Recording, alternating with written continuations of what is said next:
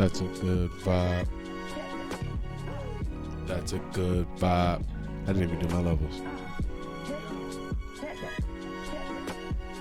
Hello. What's going on? Yeah. Yeah. Goofy on the beat. Looking like a neat.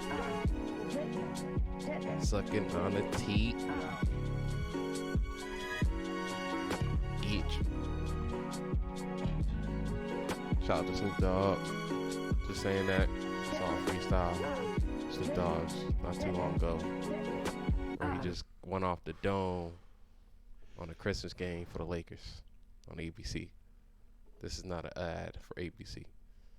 Even though It sounds like an ad for ABC. even though Christmas games are on ABC. Yeah, me. What percent of your life revolves around sports? I would say it's about at like 10%, 15%. Cap. No, it's more than that. It has to be more than that.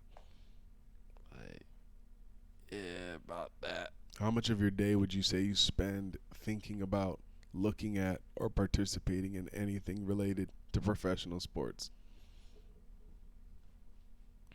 That's playing sports, video games. That's looking up stats. That's looking at sports Instagrams. That's looking at players. That's looking at content. I mean, How much of your day would you say goes to that, like in hours? if I had to calculate it, it would probably go around probably amount to like 8 hours a day. Cause I got all this content on my Instagram, Twitters that show all this basketball player, just stats and highlights and shit like that. So yeah, if you count that, then yeah. But like games, I haven't really been playing sport games like that. I've been on my Halo, Fable, GTA shit lately. I see. But still, though, 8 hours a day will put you at like 30% of sports in your life. So, It's about 30%. It's like half of what I said. So yeah, all right. What'd you say? You said I like said 10, 15? Yeah, I said 15. You Yeah. mean double then? So then yeah. So it's About like double of what you said. it's about double. Yeah.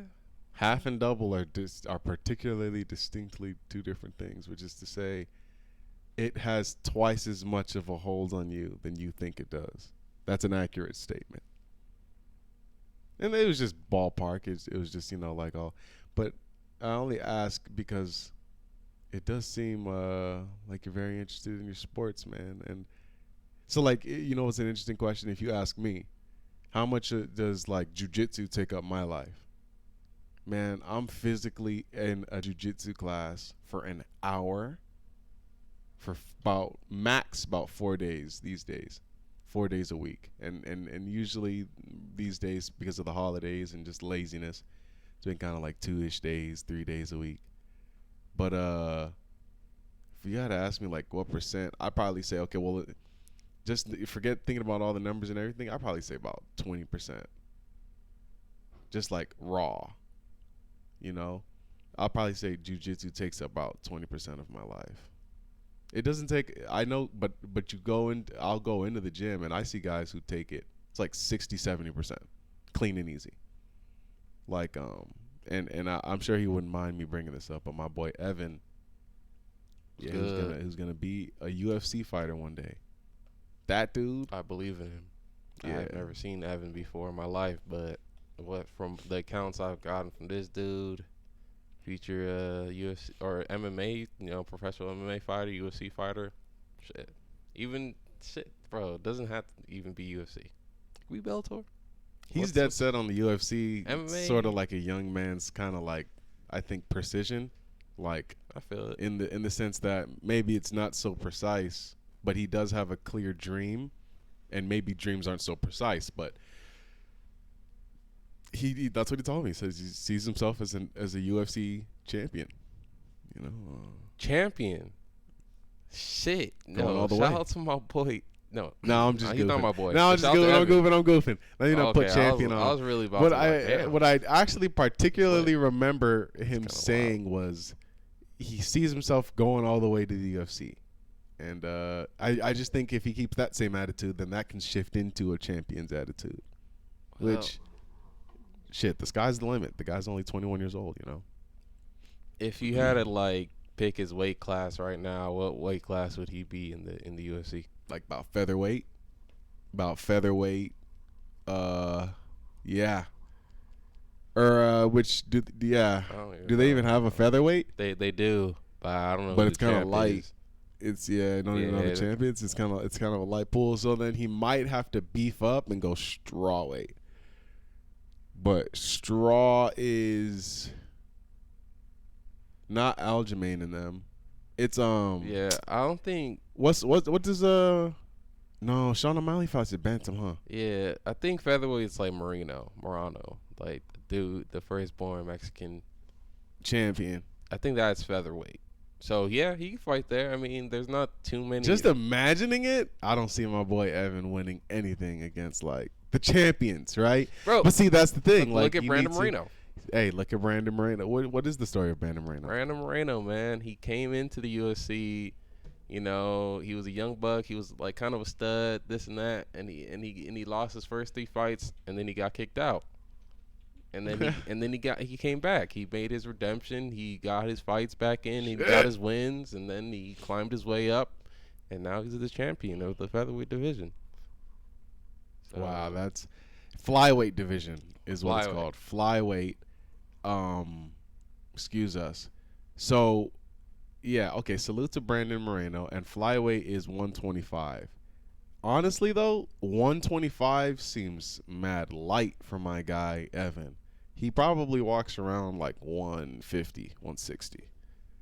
But dude, yeah, I could see him taking then that goes lightweight. He goes to the lightweight, to the killers. Nah, but walk around to I mean, fighting weight is two different things. Your I fighting know, weight but- should be about 10-ish, pounds lower than that. So yeah, that's like 145, bro. but So that's not the no, lightweight. but like That's lightweight. no, but like he's not nah. Cuz lightweights is like I don't even want to put I don't know what I'm talking about. Yo, I'm a shout layman. out to Evan. I'm a I layman. think Evan has a chance, but lightweight does have some killers, man.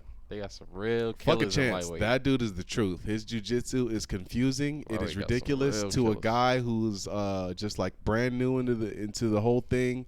And I've rolled with like people that are well experienced, and I roll with people who again are new like me.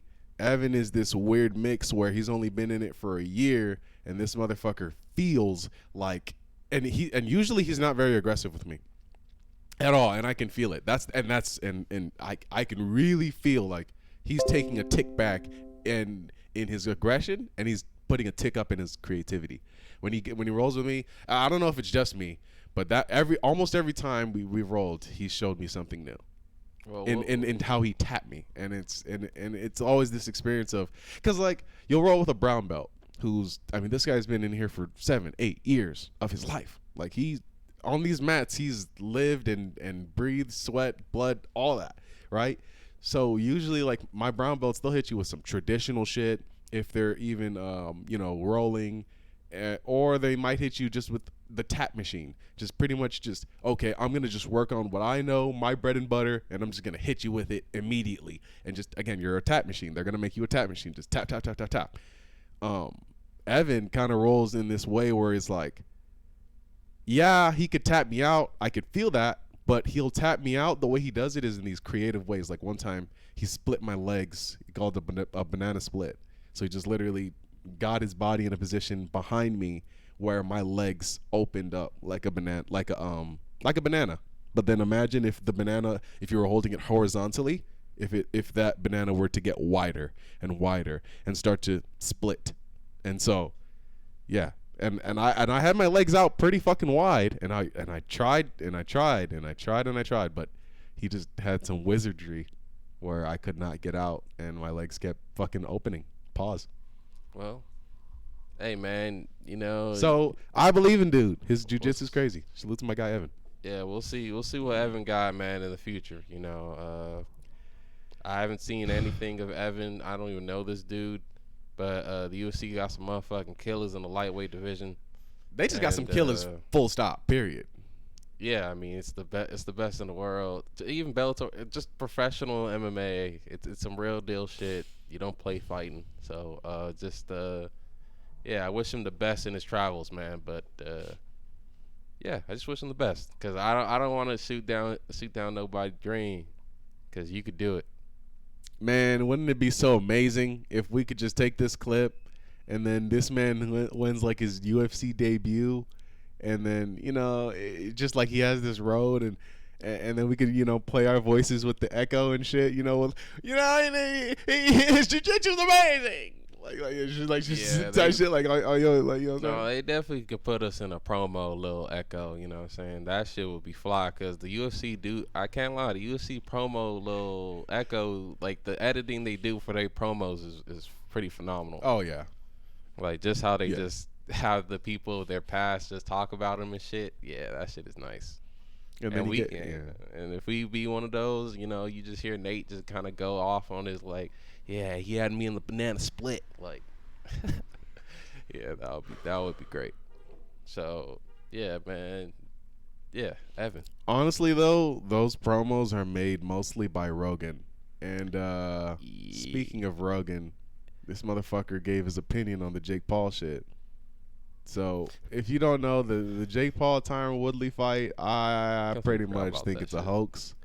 Yeah, it's been out your lexicon, been out your. You forgot? Yeah, but I also did see one person agree with what you were saying, and that was Benny the Butcher. He said he was like, man, if y'all thought this motherfucker got knocked out, then y'all just tripping, man. Like that shit is straight fake. There's it's just straight. It's just for our entertainment. So Rogan says that the knockout punch was clean, and the boy can crack.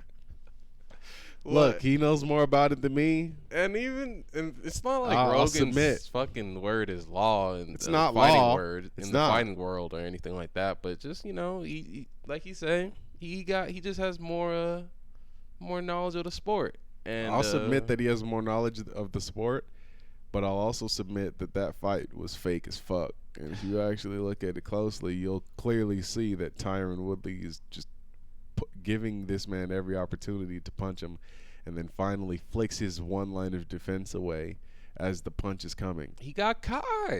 Nah, I think even professionals get caught like that. I didn't see that. You just get caught. You get caught in the moment. I feel like even in professional boxing matches, they get caught like that. They just put their hand down for that 1 second, and boom, they get cracked. I mean, so what? So You feel like the fight wasn't fake though. The fight wasn't fake. It was a real these dudes actually boxed. I mean, shit. Didn't see the fight. I did not see the fight, but I saw the cut on Jake Paul's head. Is that not a real cut? Like, that's a cut, bro. That was a deep wound on his forehead, like leaking and all that. Yeah, it was a fake ending. But either way it goes, Real fight, out. fake ending. I think fake fight, completely orchestrated work, fabricated from head to toe, from top to bottom, from A to Z. And I'm gonna make a YouTube video about it. No, I'm not. I wanted to though. I wanted to make like a fucking, like a Pepe Le Frog, like kind of like conspiracy type, get in my conspiracy bag a little bit. But bro, it's not like deep in my conspiracy bag, like actually do some research and like some zoom ins. So who does Jake Paul have to? What does Jake Paul have to do? Like who does he have to knock out for you to be like, yo? Like, come on, bro, it's Tyron Woodley. Everyone was like, oh, yo, Tyron Woodley gonna like, come on, bro, like he's gonna. But so you're saying Tyron Woodley literally just did this all for the money? Well, Tyron has a lot of reason to do it for money. Tyron has a lot of backdrop in his story that presents him. I mean, even in the post credit of the fight, he's talking about, yeah, man, this is not going to stop my career. I'm going to keep fighting. I'm going to keep boxing, and I'm just going to have to shake this off, and or the kick crack, and yeah, man, I just respect him. Man, if you don't get the fuck out of here, this sets up the underdog story for Tyron to come into boxing and prove himself. Jake now goes on to be able to prize fight and fight other people that need a bag and need to have this whole entire trilogy. Because This fight ended in a manner we can't have that back and forth. But believe you me, there's a Jake Paul trilogy coming. The great fights, the greatest fights, some of them, not all of them, but some of the greatest fights that I'm aware of, they have trilogies, right? So you have these trilogy bouts that, and it's not quite for the fight's sake. Usually by the third fight, these fights will be definitive. You know, you'll have third fights where people just get in and get mopped, a la Connor. But the point of the matter is, though, listen, Jake Paul and them, they know how to write a story. They've been writing stories this entire time. The Tyron Woodley story was great. We had this back and forth. We had the tattoo. We had this cool thing. But now they're moving on. And as they move on, they're going to start looking for another fighter that they can set up their trilogy bouts with. Their Floyd, Manny Pacquiao-esque. Do those go 3 or 2? I don't know. I believe it's only 2. But the point of the matter is like just those long reigning sort of like rivalry-esque. They're looking to set those up. Masvidal has put his hat in the ring. He says he wants 5 M's. I don't know if that's feasible or not, but he's even offered. He tweeted, he was like, yo, pretty much either we could get it as, you know, Dana gives me permission to go outside and do a boxing match, or we can go to Dana and see if we can actually just organize that you come into the UFC and all we'll do is box, and I'll forfeit as soon as I do anything else but that. Get the fuck out of here with that second option, man. But Dana's not gonna do that. Just strike it out. What the hell? What are you talking about, bro? It's good hype. It's good hype. It's good promo, good hype, and all that. That I don't. Just as far as I've seen from what Dana has said about Jake Paul, he just doesn't like the dude. So yeah, doesn't seem. It seems a little personal. Yeah, it doesn't seem like Dana wants anything to do with Jake Paul and their whole shit. He's spoken like, I don't even think you guys gotten that much out of your purse. He's been talking about their financials and shit. So I don't think Dana even wants to. Like, he doesn't want to even entertain that bullshit. Like, what the hell? Like, it's a good draw, but I don't even think like the UFC is really trying to stick to the mixed martial arts bag. Like, it really is a it's a mixed martial arts thing. I haven't seen any just only striking battle. Not yet. And there's been some big ass fights in the UFC. So, yeah. And times where they could have probably have done that. You know, maybe Conor Khabib. They could have been if they really wanted to keep it fair, they would have been like, all right, let's just do a striking bout. No, they didn't even do it for that. That was a big ass fight. Conor did a whole bunch of shit to promote that shit. So it's like, yeah. But the only reason that Masvidal is suggesting this strike only thing is because Jake Paul is a boxer, and he wants him to make the fight happen. So he's just saying, well, you can either come to the UFC and we can have a boxing match, or we can have a boxing match outside if Daddy Dana gives me permission. And it's not like you know, in these other situations, there was never a gentlemanly there was not this case. Well, okay, you had the case of Conor and Floyd. So Conor fights Floyd in boxing, and it's almost like the gentlemanly thing for Conor to go to the boxing ring because, I mean, because Floyd's a boxer, and in an MMA gym, I mean, like dude, honestly, it's just a different world. It's a slaughter. It's a slaughter. But that's what the boxing match was. Also, it was a slaughter because, I mean, like, it's just they're two different worlds, aren't they? And that's what a lot of people have been saying. And to your credit, see, that does prove and go towards the idea that the Jake Paul thing is real, but it's not. But hey, man, I may say they are two different worlds. Boxing. Ben Askren, the dude he fought, Benny Boy, the wrestler. I forgot his last name. Askren. Yeah, I think it is Askren. Yeah, you know, that may have been, he faked it a little bit. Just the knockout itself, like literally being on the floor. Like he just wanted the fight to end, got his purse, got his bag, and got out of there. Tyron also took a dive. I think he was out. and is setting up his next MMA or fighting bouts. Oh, hey, possibly Le'Veon Bell. Really? Yeah, Le'Veon Bell, he kind of popped off on Twitter and said some shit about Jake and was like, man, you gotta crack with the real ones. And he was talking about himself. I'm like, bro, nigga, Okay. aren't you a football player? But I guess not, because he got cut from the Ravens. And I don't know if he's currently playing any. I think he's a free agent right now. So yeah, man, he's Damn. been doing his boxing videos for a while. Isn't it interesting that But he has been doing he has been on his boxing tip. Like I've seen it on his Instagram. He does box, train. He does train in boxing. would you say Le'Veon Bell needs a check? No, Would you ever say that? I don't think Le'Veon Bell needs a check. But Multi-time Steeler cut or sent, pardon, to the Raiders? no, he kind of went a lot of places. Oh, went a lot of places. Yeah, he kind of went around.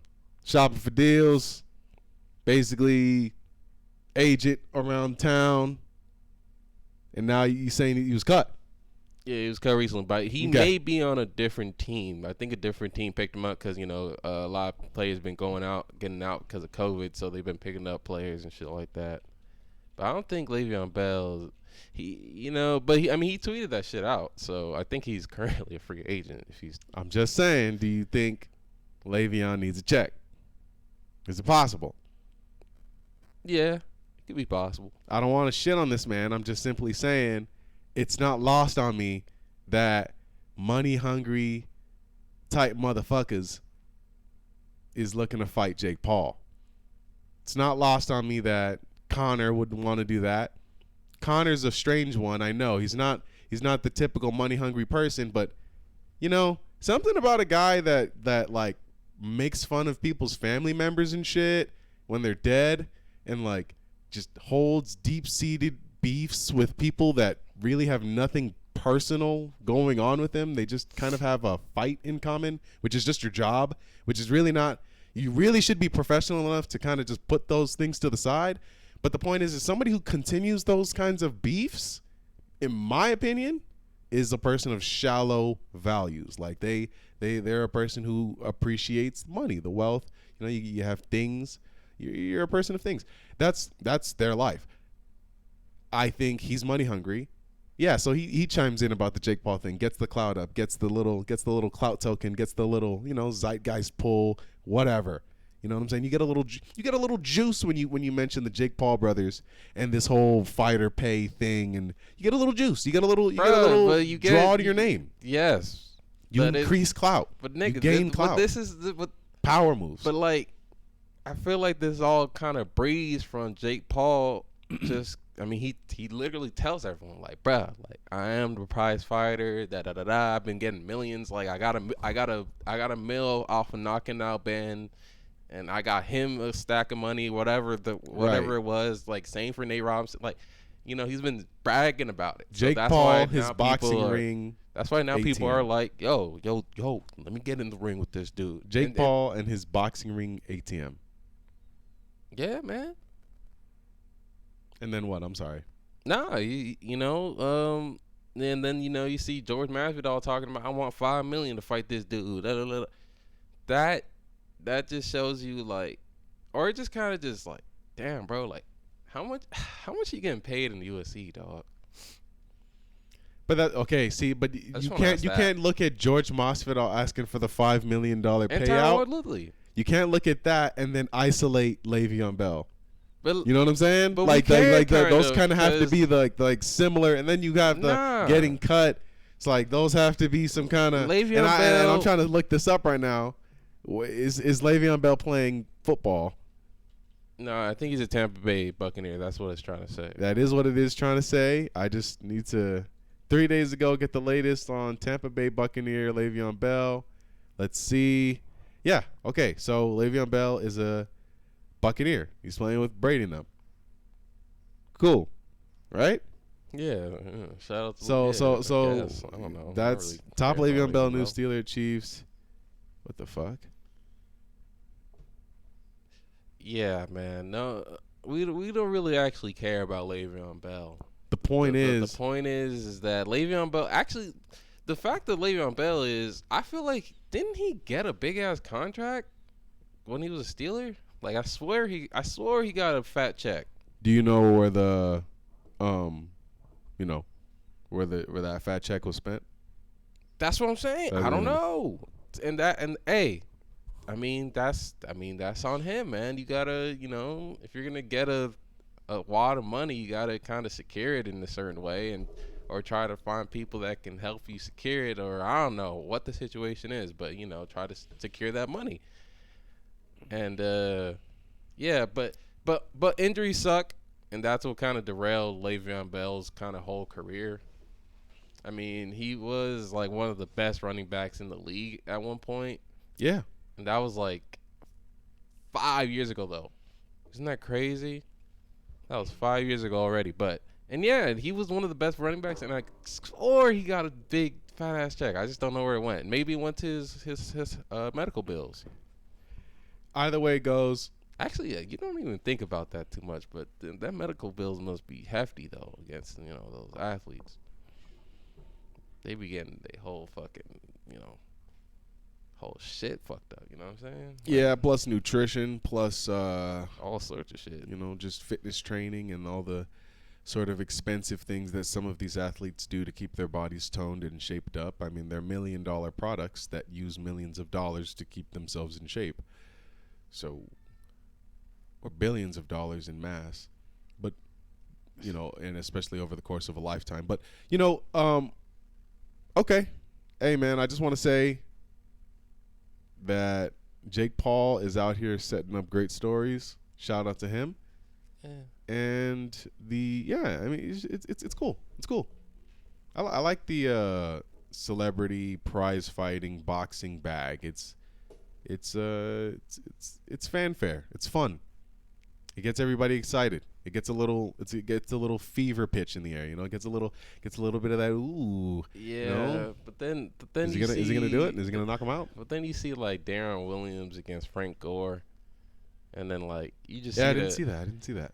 Yeah, it was in the same card. It was in the undercard, one of the undercards of the Jake Paul Tyron Woodley fight. Well, that's not good. I don't like Frank Gore being there. At all. Frank Gore. There was a few moments where Frank Gore just saw the eyes of God. Oh, I don't like that. His eye, like literally. Oh, I don't like that. Like it was on some like Gilbert Burns, like just fucking just shook of what the hell's going on. 'Cause, bro, I don't know. Like just when he I feel like when he step into the fighting sport, and you really get punched in the face, it really just shocks you. It's much different than sparring. Yeah, when it's live. And Darren Williams I don't know, when he got punched in the face, you can kind of see he was getting like angry, so he just kind of started rushing Franco.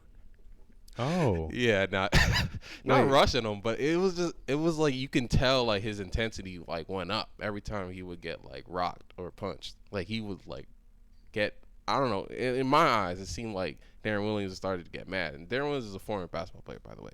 6'4" against a 5'9" running back, Frank Gore. Which was like, I'm like, bro, what the hell? 6'4". I think. But he's what are the 6'4". weights? Well, I mean, what are the weights? I don't even one guy know. has reach, but if he has, some weight on him, he can. Nah, but Darren Williams put the beats on him. It was crazy. He had him on the rope. And honestly, he pushed him a few times. It got a little. It got a little unsportsmanly there. Yeah. But it was cool at the end because obviously at the end it was all good. It was all good. And Frank Gore was talking about like hey man, this is 1L, but shit, you might see me in the ring again. I don't want to see Frank Gore if he's just getting beat up. Well, that's not cool. He's just said first fight. I just gotta get that off my chest. Shit like that. That type of speech. So. By the way, Frank Gore's star running back of the 49ers for, I don't even know how many years. But he's also the Grizzly. He's the third leading rusher of all time. I don't like that. I don't like. This is what I'm talking about.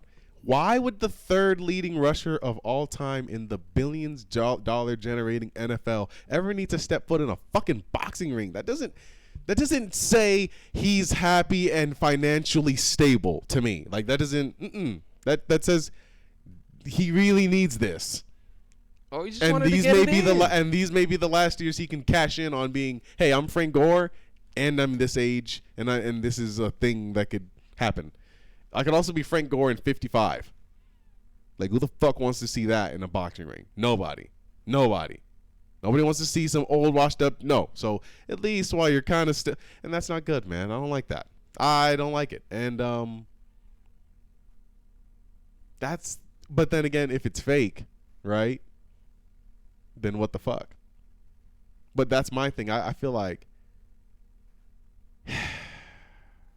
yeah, maybe it's not fake. Yeah, man. I mean, Because that goes like, against the whole Jake Paul, Tyron Woodley fake thing. Why would they fake only one fight? They would have to fake all the fights. And I don't think it's fake when I hear about Frank Gore getting beat up. That actually sounds like it makes a lot of sense. He didn't get necessarily beat up. I don't want to hear Frank Gore getting pushed against the ropes. I don't want to hear him seeing the light of God. Yeah, there's a straight picture of him just like looking at the camera, just stunned, like, oh shit, like this dude. Yeah. It's pretty embarrassing. But hey, Frank Gore, man, he's up and at him. Shit. But I do not agree because CTE is a bitch, and you were a running back, and running backs are like the most like prone contactingest contact people in the most contact sport. Yeah. So I don't think. Yeah. So I hope his financials are straight after this, and he can pursue different things, man. Yeah. Hope so too. That's what I hope for Frank Gore. That's what I'll say. Speaking of hope, the people in New York are gonna need hope, and maybe the people of California too. Hey man, these COVID restrictions are getting heavy. I seen one academic post about it, and I'm gonna report it right here because I'm a journalist. New York has been putting people in jail for fake COVID cards, and if that's true, then all I gotta say is I'm going to Texas. Next story.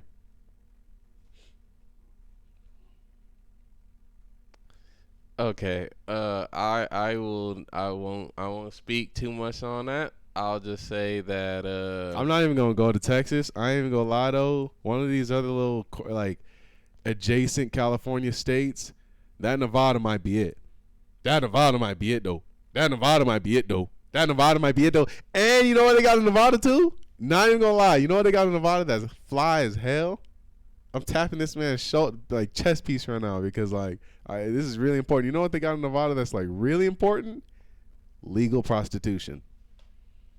Tell me why that's illegal at all. Like tell me literally why prostitution is illegal. Why shouldn't it be that a man or a woman doesn't just go into a facility where other human beings are there and they're there to service you sexually and cleanly and without discretion and without creepiness or cooties or anything like that. All above the board, lots of tests. You take a test, they take a test. You have to take a test before you get in there. Has to be of, certain time before. Has to be your name from a reputable place like, a Kaiser or some kind of insurance. Like there will be a checklist of things that you would bring so that you could get that experience. But then you just go and get it. Okay, yes. But is that even a thing at the legal state? Like, all those things you just said. No, what it is usually you just wear a condom. Because that's the other option, right? Like, all of what I just said was... Think about all of what I just said is just for unprotected sex. Like, all of what I just said, like you gotta get tests and... yeah, just for unprotected sex. That's all that's for. But if you wear a condom, then bombs away. That's kind of, it's like 99 or 98% or whatever. Condoms are they're good. They work. Okay, so okay. Then so you're talking about percentages in 98%. Let's go back to the COVID vaccine real quick. It says it's a 98% chance of you not dying or being hospitalized or having any symptoms of COVID. And it's a 2% Sponsored chance. You by Pfizer. So that means a 2% chance of adverse effects, all of the above, including death. A 2% chance. If we're talking about percentages, And then okay, there's a 2% chance of someone getting pregnant, or you get catching an STD. But for something that's distributed to billions of people, a 2% chance becomes millions of people. You understand? And the same thing goes but wait, for the condoms. wait. For okay, but Then what are we talking but about? the one risk was a disease that I could get that is treatable, right? Like very treatable, known about, HIV being the worst, known about, treatable, not exactly pleasant, but you it's treatable. Whereas the other side is fucking COVID, or I mean, excuse me, death. It's either COVID, it's either the vaccine works and everything is all dandy, and then death, or loss of, or just any of the What are you talking random about? freaking. What are you talking about? Because people still get the vaccine and get COVID, and in fact, lots of people, Yes, but lots of that's people not who what- are entering the hospital now Right. have already had the vaccine, Dude, yes, you can get COVID more than once. even after the vaccine, though. Even after vaccine, you can get COVID. The vaccine is not something that stops you from getting COVID. It just Okay. helps. It just helps you from getting any severe. You know what I'm saying? I mean, that's what it says on the CDC website too. I like how you want to talk about this instead of legal prostitution. No, with legal prostitution, it just. I mean, What more do you want? No, well, it goes. I'm just saying, it goes the same. If your logic just goes the same hand in hand, like 98% chance, okay, then you have that 2% chance, all right, and that 2% chance you have millions of people now, like you just said, are now having STDs and babies and the shit thing like is that. that 2% chance on your end is not even a verifiable 2% chance, because not all the numbers are in on how much adverse effects are happening to how many people. Number one, they could be underreported. This is all brand new. Like, you can't just definitively sit on 2% is the percent of people who are going to have adverse effects from the vaccine. You cannot say that, as this is a test for the vaccine. What have you all been saying if not, yo, it takes time to test these out. It takes time to test these. This is the time that they are testing them out. How is it that you have a vaccine that is pulled? How can you have one of the vaccines that people were taking not available today? It was a pulled vaccine. Could it be that the vaccine and that vaccine being pulled for blood clots, by the way, but could it be blood clots in your blood being thicker? It's like a thing that affects the rest of your life, right? And yeah, not, it's very and scary. not every person that got the Johnson & Johnson got it. Most, yes, not every. Most people who took the Johnson & Johnson didn't get that. But still, what percent did? And if it was 2%, report 2%. But I'm asking you, what percent was it? I don't know. Okay, you don't know. So now let's keep it there. Fine, we don't know what the percent that is. Let's move on. But we have to move on with the fact that we don't know. And the we don't know extends to we don't know what the percent of people who will have the adverse effects from the vaccine is. We just don't know. We can't say 2%. You can't say that. You can say the 2% on the condoms, though. That's certifiable. Like, straight up. Just straight up know that. Well, dude, how? And actually, we only know that because hold on, of wait. Let me get my years. numbers on condoms. Like, But yes, exactly. I Because know, there's so many and years. we need the years of testing for COVID, hit me up dude. hit me up in 8 years when you got the Oh pill my that I God. can take, and then it's done, and I clear it. So you, Right? So you want No, right? So you want all of us to? So you don't want to Right? be a part of the test, is what you're saying? No. Okay. Why should I have to be a part of the test? Just so Why you can should I have move to be a around. part I of mean, the bruh, test? it's When the in any other part of history, like, when did you have to be a part of the test? And except for life itself. Life itself is involuntary. It's like, okay, that's a given. But it's like, especially in America, when did you have to be a part of anything? Oh, well, I guess school. So COVID is, so the vaccine is like school. It's mandatory like school. Is that what you're saying? Are you putting the vaccine on the same exact playing field as education and things that you need, I'm like not. a roof over your head for life? Like, again, that is necessary. That we don't. That I'm not. conflating a lot of things. That not a lot of people even have right now. That's true. Because for a lot of those people, the necessary bar has moved under a roof for necessary, life. A lot of people, especially in California, you could live on the street. You could live right on the street, and you'll be fine because the weather's not too bad, And even when it does get bad, there's always the state. There's always some sort of organization that they can lend you that helping hand whenever you need it. And if there's not even that, living in America is living in a place where you can walk into a store, gather up some pennies, and you can come out with a blanket. You can come out with some form of warmth out into the world, or even food, or any myriad of things. So the point is some people their bar is lower, at least for the quality of life. All I'm trying to say is if you're saying that the COVID vaccine is necessary, then I say why. I'm I not. say, why is it necessary? I ask why. And if you can't tell me why, then I don't think it should be necessary for everyone. I think it's necessary because it does. Like, okay, yeah, you could think about these. You can have these doubts of something adversely happen to you, but then you already have the fucking blatant data that is showing you how many people have already taken it and been okay, right? Wait, say that again for me. I'm sorry. What? We already have data of the millions and billions of people that have taken the vaccine and that they're completely fine, right? Mm-hmm. Right. So that's good. And we also had data that if you do get COVID-19 with the vaccine, you will get the natural immunity added on with the immunity that you get with the vaccine. So I mean, But what's wrong with natural immunity by itself? is that you could just, I mean, either way you can. I heard that it's that it wears off soon or quickly, and then it doesn't last very long. But that's what I've heard. I don't know. I feel like we're not equipped enough to have this conversation in full and in depth. We need somebody like an expert. Yes. Who do you think we could talk to? Like, who do you think is the person that we could talk to? Does any name come to mind? Any doctors? Do you know any doctors? I don't know any doctors.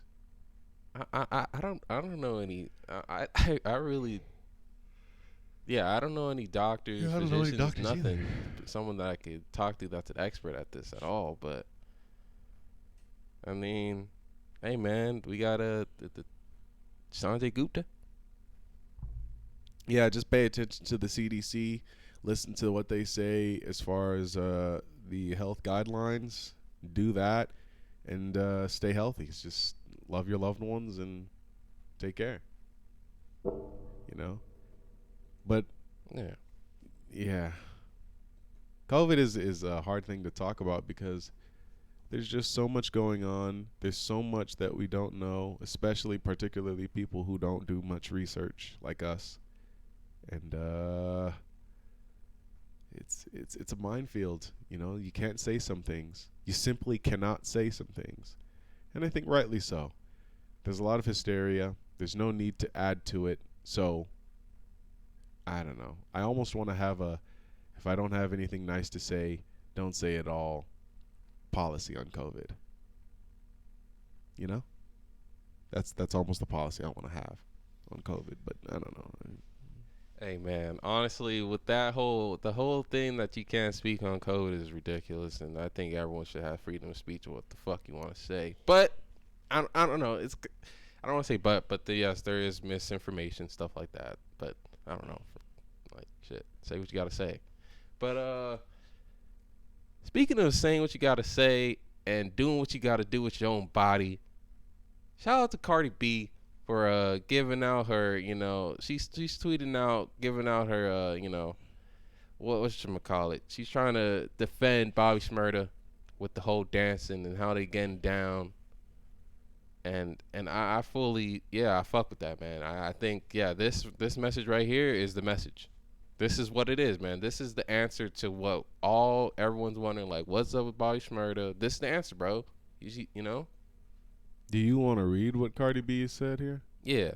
So she says, y'all really be trying Bobby because he be dancing, and no lie, when I used to visit in Rikers, Bobby and Rowdy were always in the OBC solitary confinement because they was getting it rocking. Them boys ain't punked out in jail, really stood on they shit, unlike a lot of rappers. See? Cardi B tweeted this on the 19th of this month, and it's kind of gone under the rug, but honestly, we do need to talk about how they turned Bobby Shmurda shit inside out. in Rikers Island. They did not, bro. I think they wore him out like a gym man. Nah, man, he was in solitary confinement because he had them boys rocking, man. Because he had them boys rocking. Cause man, he had a fight. Oh no, excuse me, because they was really getting it rocking. Yeah, they was man. really getting it rocking. They was fighting. Yeah, they was fighting. Yeah, that's yeah. They had to either fight for they had to fight for their life or fight for their booty. Actually, nah. See, don't say that. I don't want to say that. See, I don't want to say listen, fight for man. the booty. But you got to fight for your life, though. That's a fact. I mean, shit. That's why they would be in solitary confinement. That's why these dances have came up. They had to think of them when they was in solitary confinement. No one around them. Shit, we gonna dance, man. We gonna make our own fun. Who the fuck cared about what Cardi B had to say about this? Who asked Cardi B about what Bobby Shmurda? Well, then again, it's two New York artists. I guess. Yeah, she's just defending her New York people. And if she's right, she really did say she saw Bobby Shmurda while he was in because they were always in OBC, solitary confinement. She was apparently always at the prisons. Yeah, man, she was visiting someone, and she found out that Bobby and Rowdy were getting it rocking, fighting. Unlike you other rappers, which I think she's actually kind of trying to say that these other rappers getting their booty taken.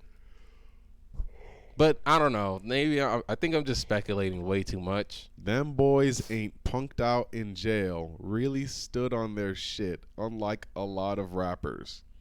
I think whenever you actually clearly say punked out, whenever you just say whatever somebody else has been saying about you, particularly when somebody you like or you're friends with chimes in on an event about you and then says explicitly what everybody's thinking, I just think there's a problem.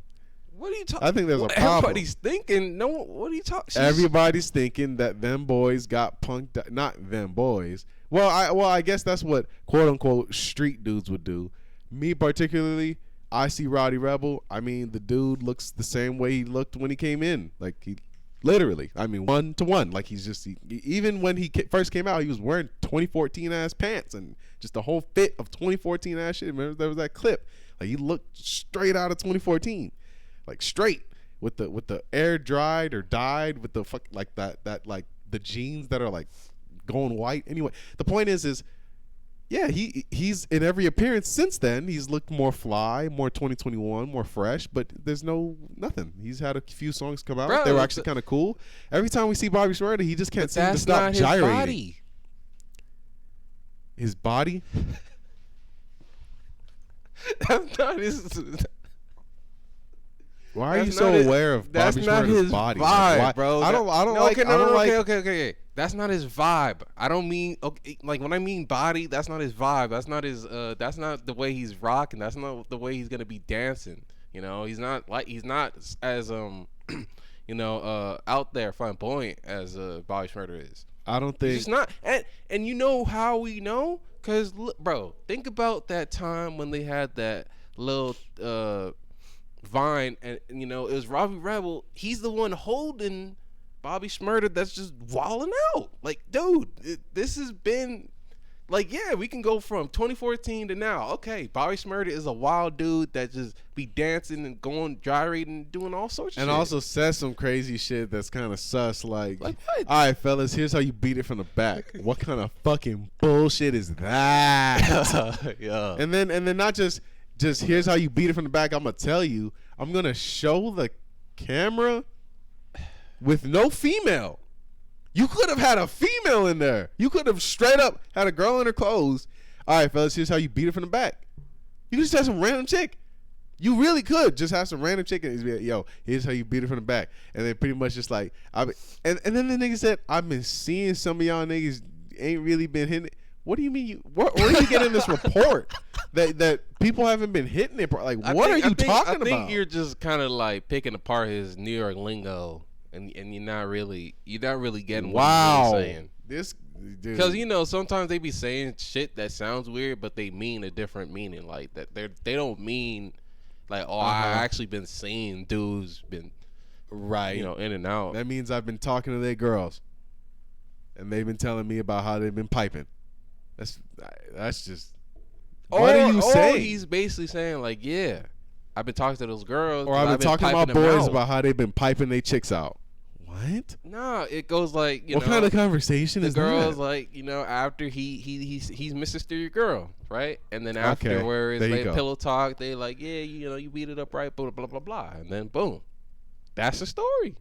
That's a good story. Come on, man, stop trying to downplay Bobby Shmurda. Hey, Bobby Shmurda was with the white girl that was his man's girl. Hey. I don't even remember know. That? But yeah, remember when he first came girl. out? He first came out. There was a white girl that he was photographed with, but then he said, "No, I'm not with her. We're not together." That's his. And it turned out that was his man's girl. Maybe there's a media agenda against Bobby Shmurda, and the whole media is just out trying to get this black man, trying to make him seem out of character and out of pocket. I don't think that's true. I think he has something to tell the whole world, and I think it's a big truth that he just is dying to tell us, but can't quite get out because he's in this position of being himself, which is a gangster rapper who represents New York, which is a place where, I mean, let's just keep it trill, man. They're pretty fucking ruthless in New York, like particularly with the making fun of it and the teasing and the just the quote unquote bashing as they call it today. Like them niggas is really. They really get down over there with the shit talking. Like, hey man, and they really do. And honestly, our accounts really sorry. But your reputation is everything out there. Your reputation is everything in a place where you walk everywhere. Like people, they have to see you. You get what I'm saying? Like you be seen. That's why when Joe Budden say like they be saying like, yo, let's go be seen. Like let's go see the streets. Like you seen. Like you know what I'm saying? The streets felt you. But anyway, it's just different. Like I just feel like out here we just get in our little car, and then we get into our little house, and we're fucking gone. You're just separated. Your neighbor is some other universe all the way over there. It's like, holy shit. But anyway, you were saying? I'm sorry, I cut you off.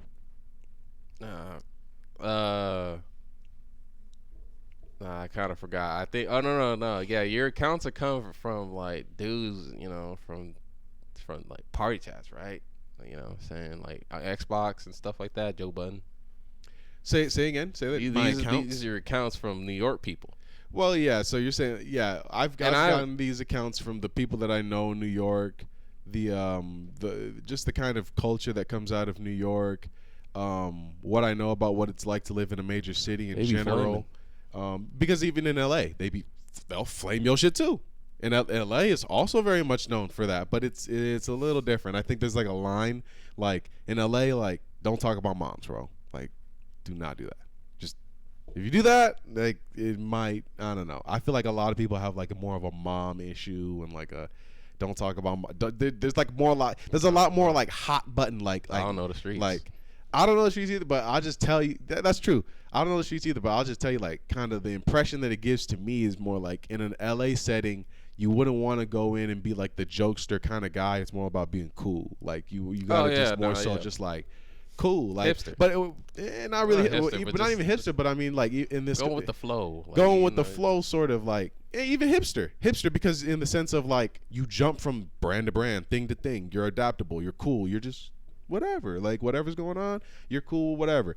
In New York, you gotta stand the fuck out. Like you gotta be an individual, and you got side talking, bing bong, and you got like these crazy motherfuckers who are just everywhere. Apparently, like they're just on the street, just or in apartments next to the wharf, next to the river. They definitely just working, got the hard hat on, like just all sorts of motherfuckers, just as they say, wildin'.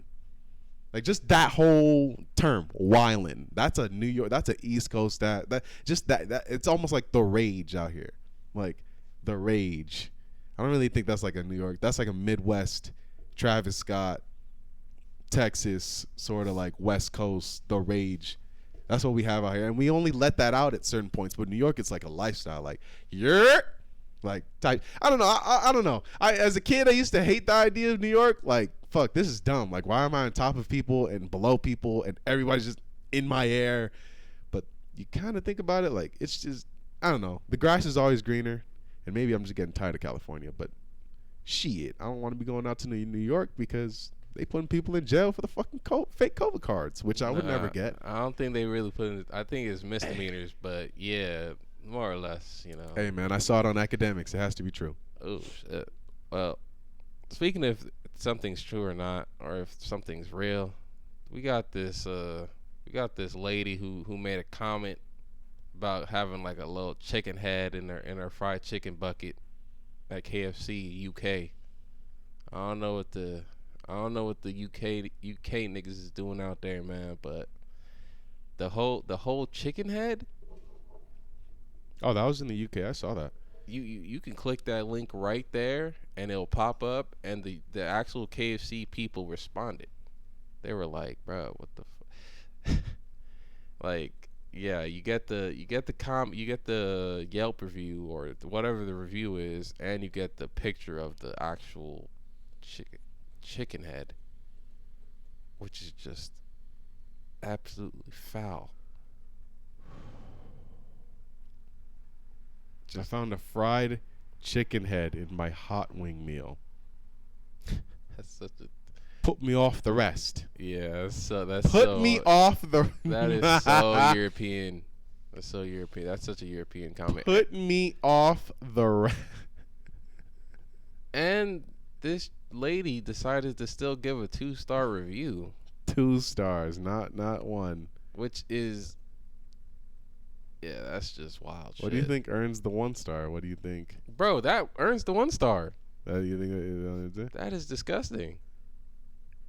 Well, you gotta even see the freaking KFC's response to it. They were just straight foul. They were like, "Bro, what is wrong with you guys?" Like, the it's right KFC there. KFC UK responded with a fat ass fucking post that's like way too long to read. Like, what the fuck is this? Probably the most generous 2-star review ever. Holy shit. Yeah, that's the headline of this actual letter that KFC has issued, not even just to this lady, but because of this age of social media, the tweet KFC UK actually put out is ahem, and then this little fucking emoji that's like the person that's just going, oh, like just saying something, like the little blue guy. shout out to European. It's not even European. It's just it is Europeans with the ahem, the ahem probably. Yeah. That's what European. Yeah. What the hell? But it's just, I don't know. I just hate this fucking social media era of we have something to say, so we're gonna say it like a human being would say it, and a human being would make a post, or not a human being, but like an influencer that's been caught. Yeah, they would make a post where they just, because that's all that matters. People just want to see this.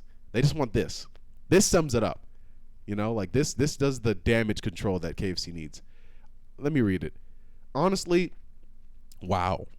We were, first of all, probably the most generous 2-star review ever. Honestly, wow. We were genuinely surprised by this photo. Baffled even. It's a shocker. So as soon as we saw it, we got together with Just Eat and investigated. Put simply, we serve real chicken. And we're proud of that. We put really strict checks in place with our suppliers and partners before our teams prepare everything carefully in our restaurants. But it's true that even the best laid plans can, on rare occasions, go awry. Some European ass shit. Yeah, dog. Excuse me. And this is an incredibly rare one. It's one we've taken seriously, already putting further measures in place with our suppliers, as well as retraining our teams to prevent it happening again. Ultimately, what matters is that Gabrielle should have had a brilliant KFC that evening, and she didn't. We've been brilliant. We've been into Jesus. You know what? It's just very European. It's just so wordy, and like, you know what I get from this? If this was an American KFC thing, there would be a letter, but this letter would be like one paragraph, and it would not have so many. Just, there's a lot of big words in here. Ari, brilliant, processes, Nigga, Measures? It's just that nah, this is a little bit the too fuck? much for my That's American brain. not crazy. That's not, bro. Okay, this guy's in his. That's okay. This is too much for my American brain. I ain't They gonna hold you. okay. Brilliant. That's just like some European talk. That's how they talk. Brilliant. Ori. I don't know what the hell that is. Yeah. I don't Awry? Awry. Oh, Could yeah, I it don't gone know. awry? That's that. Yeah. Oh, okay. Maybe I've probably heard that word more than I've read it. But okay, Yeah, okay, man. KFC UK. Thank you for that. I guess. I mean, yeah. I don't know, man. Does that make you want to? Does that make you want to stop ever going to KFC? You a Cane's guy now, or you? Yeah, What's your favorite place to go to? Chick-fil-A. Yeah, I think I'm gonna just stick with Kane. Chick-fil-A. Yeah, Canes. I'll go with Canes just for the fries and the yeah, just for the fries because they got crinkle cut. I like that crinkle cut fries. That crinkle cut. I love me some crinkle cut. Crinkle cut at the Canes is pretty cool though. Yeah, like the waffle pan fries they got at the Chick-fil-A is cool, but that shit tastes like potato wedges honestly. So I ain't really fucking with that shit. You know what I'm saying? Shout out to my shout out to my crinkle cut fries. Shout out to them crinkle cuts. There's a comment under this post here about the whole KFC thing. He's like, the KFC UK offered freebies to Gabrielle and she accepted. Issue sorted. Isn't this an amazing way to get things sorted and get 5-star ratings? Next time KFC can hand over 1 free wings to everyone in advance and request them for 5-star ratings. Hashtag ratings matter. Hashtag publicity matters. Yep. And There you go. I just think it's cool to at least hear that Freebies. That's great. that the lady got her free. She got some free KFC. Freebies is awesome. You like the word freebies? I just like that he used fucking freebie. Yeah, man. Shout out to Himanshu Goyal. Yeah. Shout out to Goyal. All right.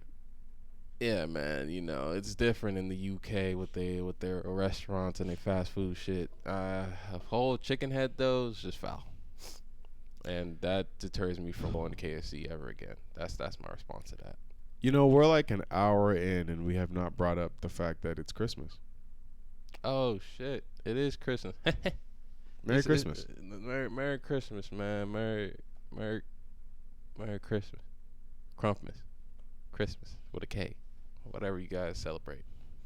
We're here. Just chilling. Christmas Day.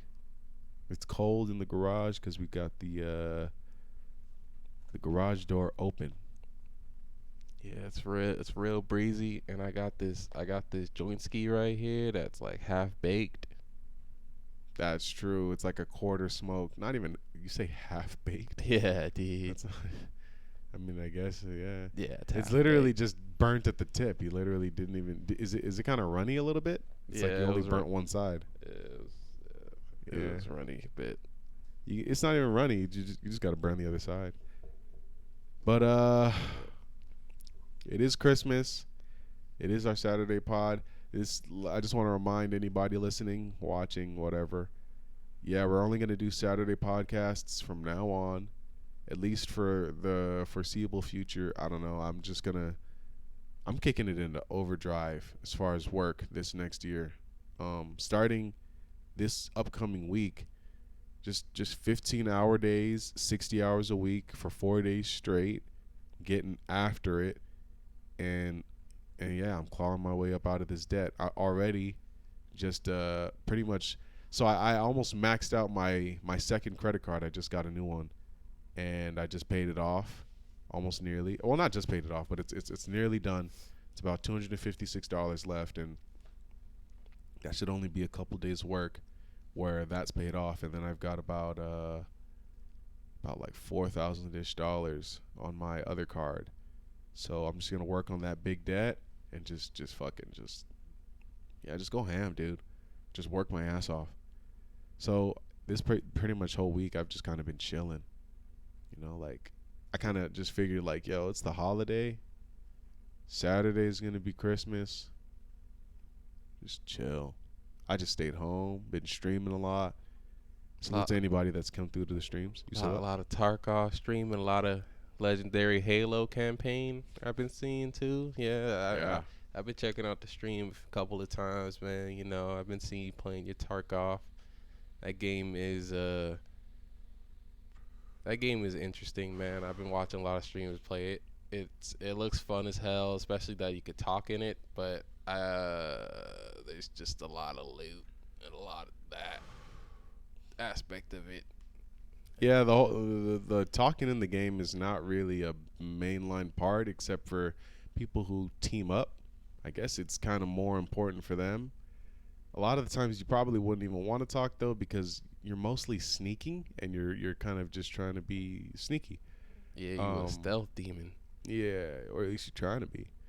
But also it's an ASMR experience because like the noises in the game, depending on if you're wearing headphones or not, is just they're just very intense and Wait, so there's when you walking through the brush of the forest and shit like that, you hear the crunches, you hear the crunching of the like branches on your well feet. Is each it that there's just detailed? different textures. There's just different textures for all the different things. So you have a dirt texture sound, you have a glass sound, you have a wood sound that sounds very distinct. Anytime you're on wood, it sounds hollow. You feeling a little sick? No, no, just allergies. Yeah, some allergies. But yeah, no, it's just a game where like it takes time to learn it, but again, like I said, each different terrain has its own noise.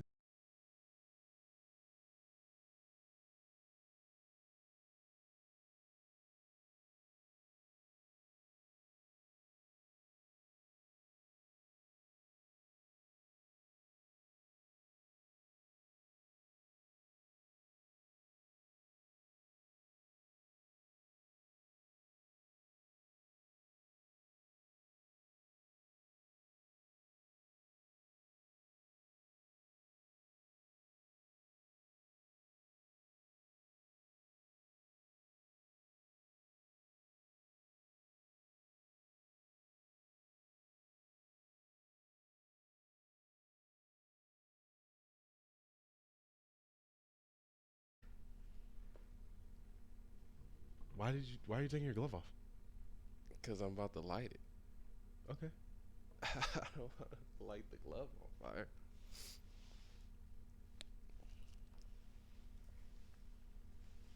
I think if you smoked with your gloves on though, while hard, it's yeah, it'll warm you up. All right, the stream just cut off. I don't even know where we were at. Escape from Tarkov is cool. Play it. I'm playing it on twitch.tv/Jars Rogue all the time. Oh, and also I'm gonna start streaming on a schedule. So yeah, shout out to me. Pull up. Whenever I work, Monday, Tuesday, Wednesday, Thursday, I know that I'll at least just do 2 hours. 2 hour streams in the morning just to say what's up, play a little bit, hang out. So pull up. Monday, Tuesday, Wednesday, Thursday, in the morning, Pacific time. It'll be varying on the days. I'll have it all up on stream schedules under the stream. But yeah, man, it's Christmas Day. It is cold as hell. This guy's over here getting a hypothermic shock or something like that. I don't know what's going on with him. He's like frozen over there. And Yeah, I'm just cooling, man. I actually don't even mind the breeze that we've got. What's the weather in our area here? it gotta be a solid 45 degrees right now. It's 50, and it it's and the sun's even shining. I don't know. I feel alright, but I got more weight than you did. I got more Yeah, weight, and I also got more muscle. You know what I'm saying? you got like fur on you too, right? Fur?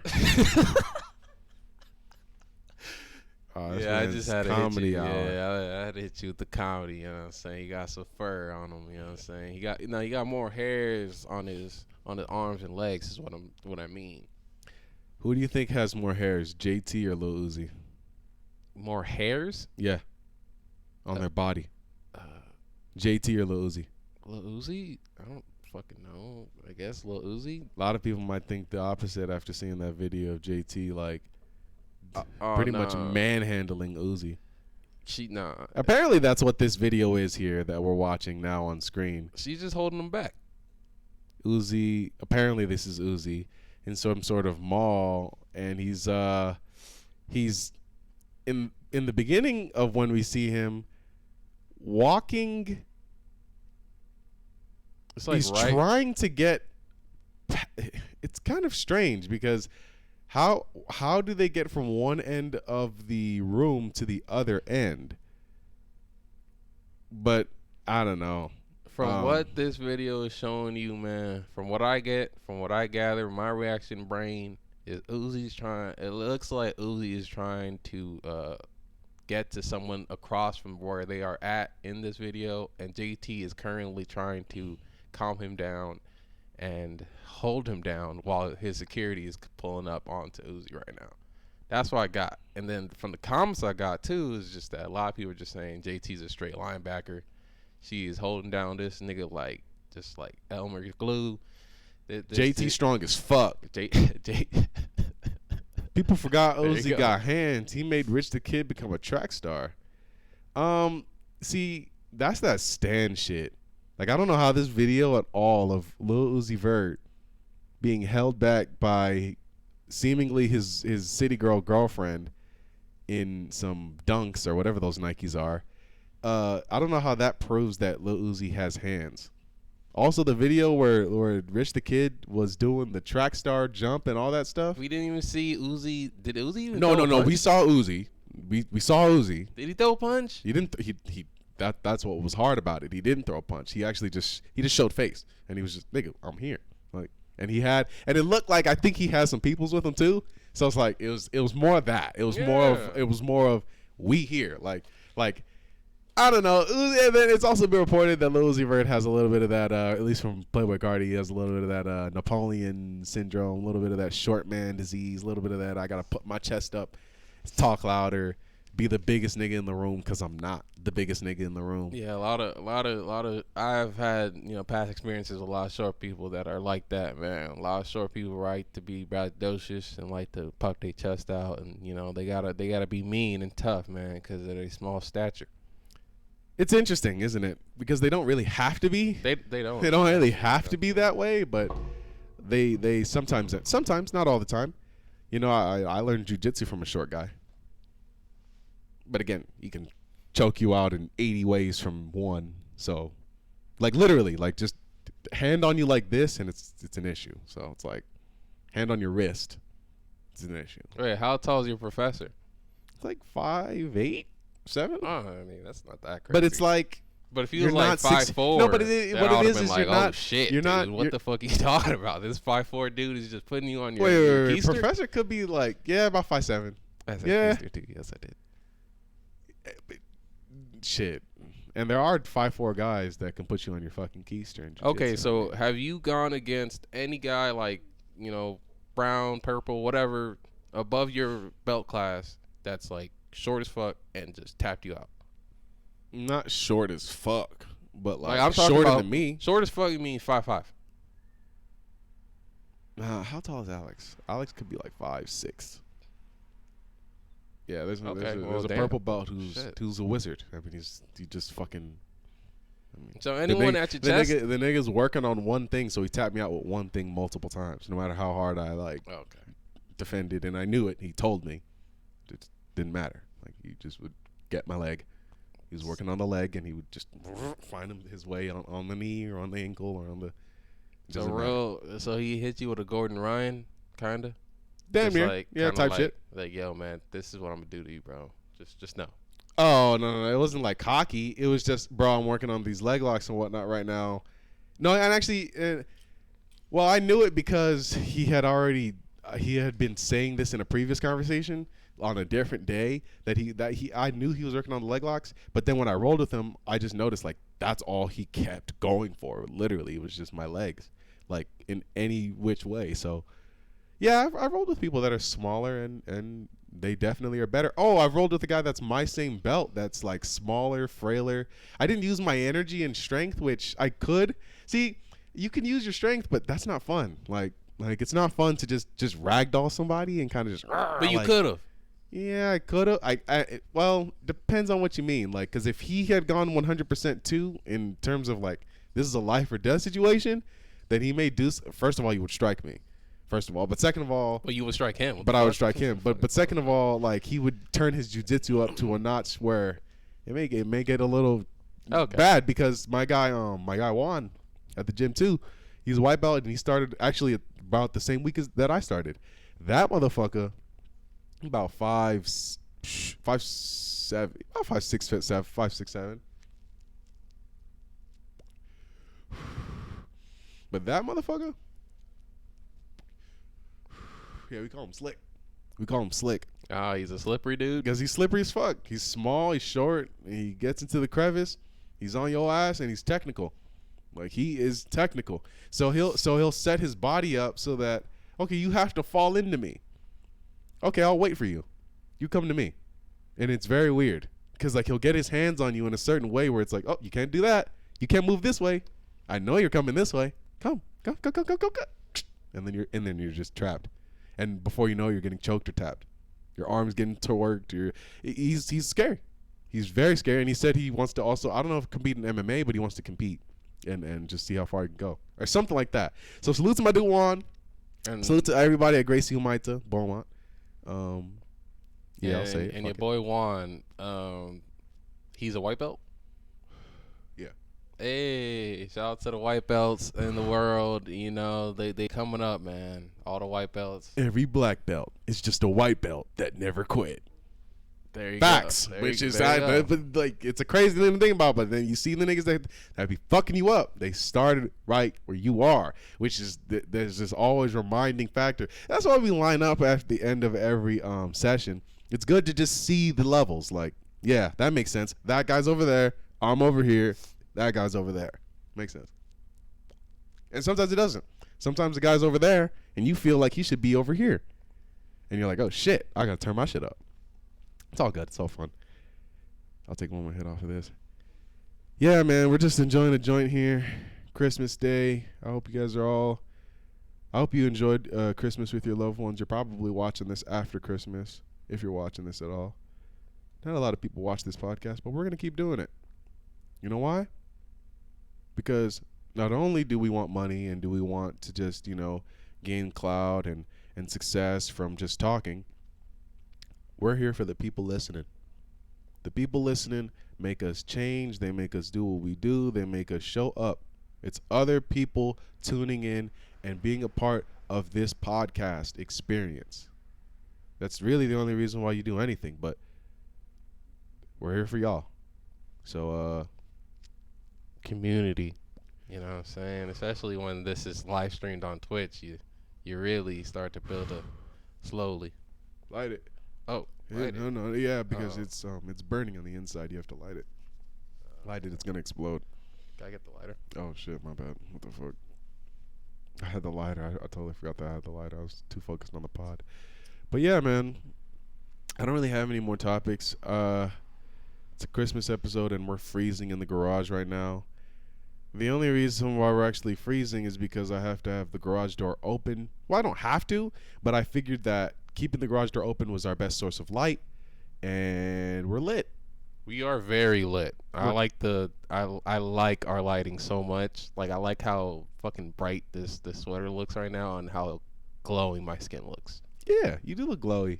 When in actual reality, like in reality, looking at you now, it's darker than how it is on the screen. But that's simply because of the optics of the light and what the camera's doing to beef us up and blah, blah, blah, blah, blah, nerd shit. But the point is we're here for y'all.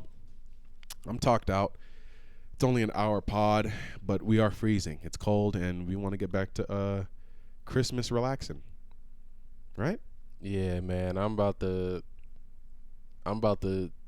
stream GTA 4. So yeah, hell yeah. I'm gonna get on my Nikolai Beltic shit. You know what I'm saying? There you go. Well, what you got planned after the pod? Streaming as well, probably. Halo campaign, some Tarkov. But yeah, man, GTA 4, that sounds fun. Is it too late to jump into your Halo campaign? Are Yeah. you too far, Not that I'm too far. I or think I is it want to just? just do a solo run. Oh, okay. I would like to just do a solo run and just have it said, boom, I did. I want it said solo legendary. I want that. Oh, you doing a legendary? Yeah, hell yeah. So we rock. But I'm down to also do The a co-op run to rerun it. Okay. So I'm gonna try to finish it fast, and I'm down to rerun it. Oh hell yeah, I'm down to rerun it because there's skulls to get, and there's just an incentive to rerun it. So Oh wait, yeah, the skulls. Oh gotta yeah, you have to collect them. It's just like Halo 3 or Oh, the they still. original Halos. You have to go out and collect them. They're not just there. Oh shit, they still got that. Yeah, Damn, man. I remember the days of Halo 3, and there was still YouTube, but we didn't. For some reason, we didn't use YouTube to search up anything about the skulls, and we just kind of just try to literally go into the game and look for them. And we found them. And we found them, and you can't. And Like all the YouTube shit that you find on YouTube, you can find on yourself, but yeah, it just takes fucking hours of just. that's where you may be wrong. If you just actually focus and use, I mean, because you're remembering this as being a kid, but like as an adult, if you kind of just look around and just use some critical thinking, you can find what you're looking for. But actually, my point is kind of defeated because in Halo Infinite, it's just a different ball game. Finding skulls in Halo 3 and in Halo 2 was just severely easier than in Halo Infinite because number one, the grapple shot, which adds all this depth everywhere. Like you can go up, and go sideways, and go into that little crevice over there. It's like it just gets weird. So it's not just simply jump here, jump there, and then follow that path and oh skull. Like no, it's you got to do fucking crazy shit.